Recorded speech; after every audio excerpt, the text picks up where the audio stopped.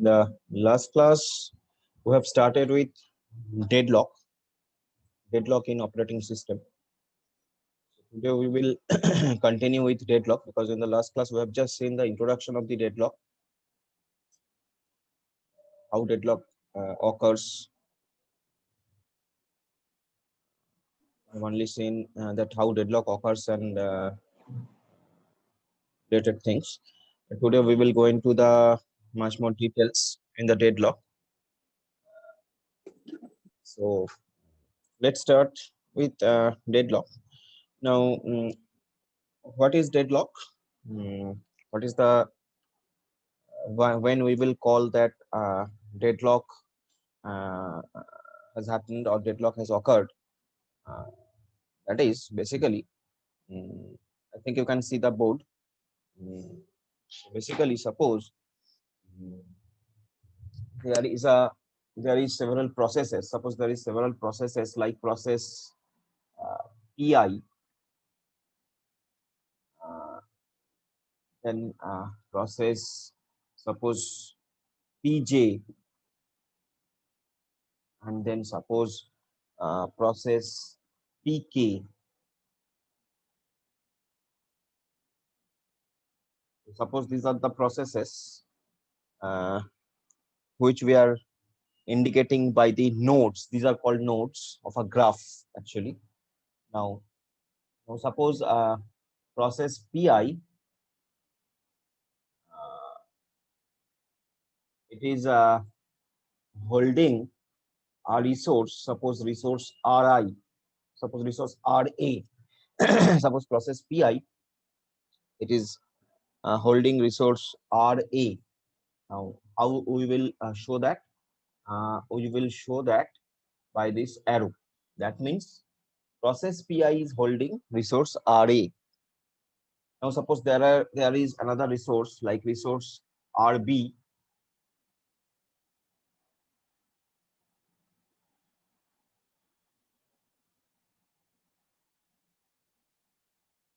Now, suppose process PI, it is waiting to get resource RB.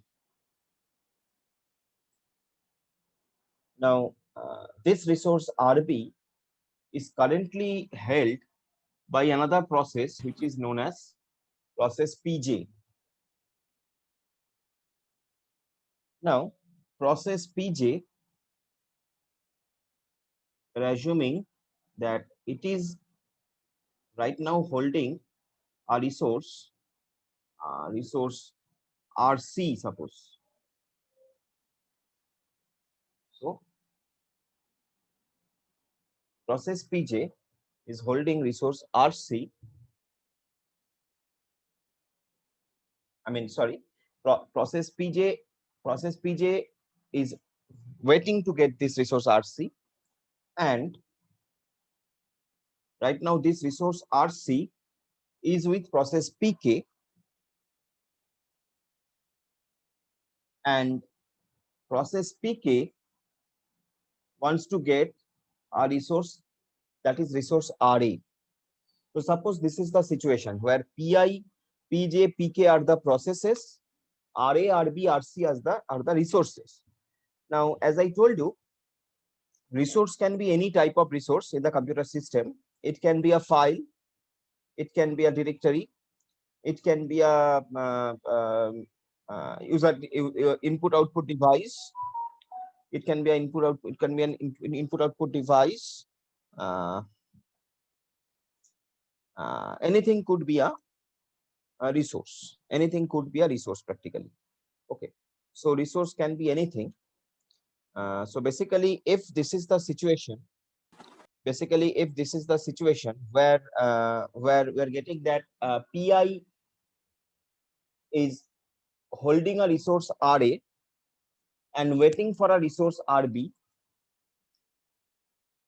PJ is holding the resource RB and waiting for resource RC, PK is holding a resource RC waiting to get a resource RA.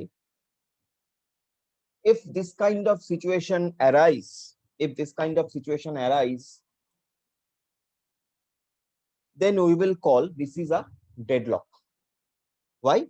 Because until and unless PI is getting both the resources, PI is not going to release any of these resources. I mean, it is not going to release resource RA. Again, at the same way, until and unless PJ is getting both this RB and RC, PJ is not going to release RB. Again, until and unless PK is getting resource RA and RC both, it's not going to release resource RC. So as a whole, nobody can proceed. No process can further proceed. No process can execute it. Can be executed. I mean, all they are in a standstill position. So that is why this situation is basically known as deadlock.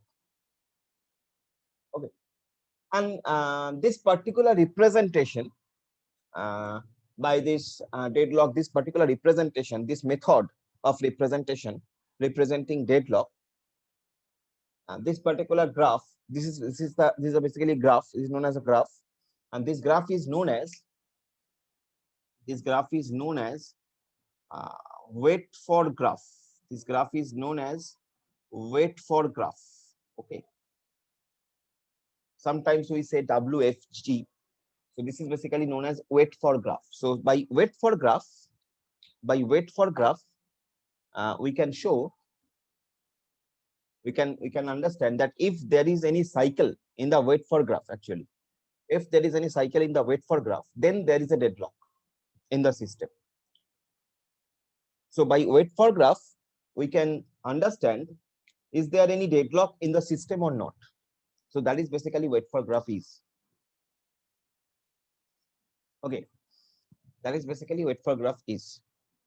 Right.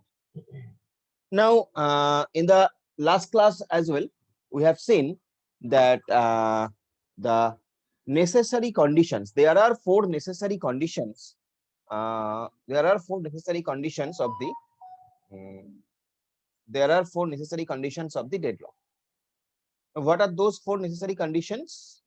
What are those four necessary conditions? Let us see. We have already seen actually in the last class. So the four necessary conditions of the deadlock are: number one, so I'm writing here, necessary conditions.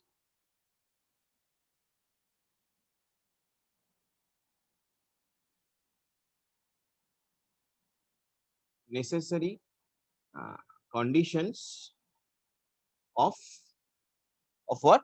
Of deadlock. So necessary conditions of deadlock. Deadlock হওয়ার জন্য কি কি condition necessary আমরা সেটাই দেখছি. So there are four conditions. Number one is known as mutual exclusion. Mutual exclusion. What is mutual exclusion? See, in this above graph, if I told you that any resource among RA, RB, RC, any resource, if I told you that any resource among these three resources, any one can be shared by process PI and process PJ, or any of the processes basically at the same time.